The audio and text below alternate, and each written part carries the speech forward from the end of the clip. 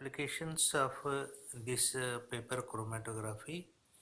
This method is used, analytical method for the separation of amino acids, peptides, alkaloids, sugars, lipids, etc. in biological samples. The metal ions in an unknown solution of geological specimens can be detected by this paper chromatographic method. This paper chromatography has limited extent but widely used as a preparative method. They study the structure and amino acid composition of proteins, analysis of blood, hemoglobin, urine, then the diagnostic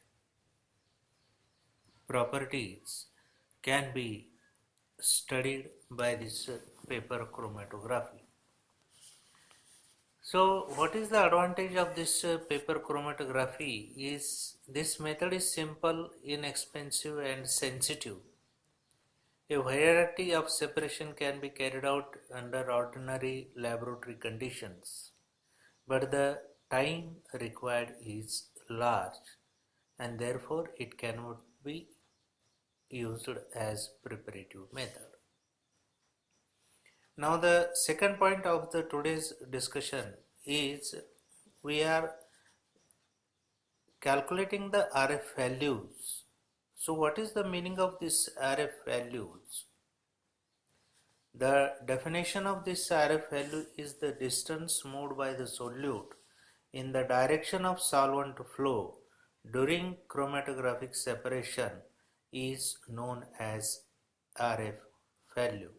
Rate of flow, retardation factor, it is the RF value. It is the ratio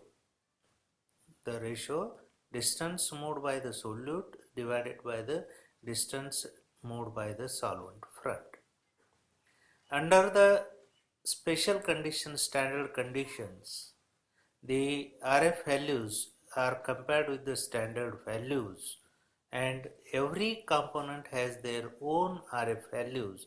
Therefore, no two components can be compromised or compared with each other. That is, each component has their own RF value. This RF value depends upon number of factors.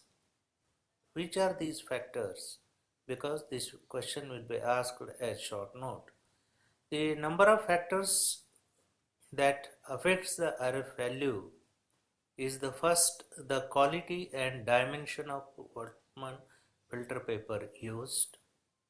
Number two, the solvent system used for development, whether it is ascending, descending or circular, that is the flow rate and direction of flow, the temperature of the environment and the size of chromatographic vessel in which we are going to perform the chromatographic separation. Suppose if you keep all these factors kept constant, then it is nearly possible up to 99% to compare the RF values of known and unknown components present in the given sample.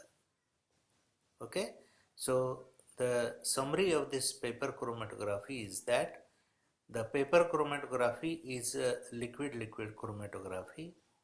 The stationary phase is paper or cellulose and the mobile phase is any organic solvent.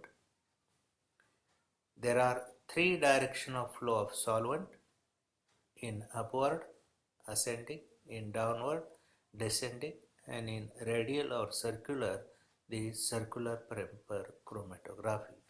The RF values can be calculated and we can know the constituents present in the given sample.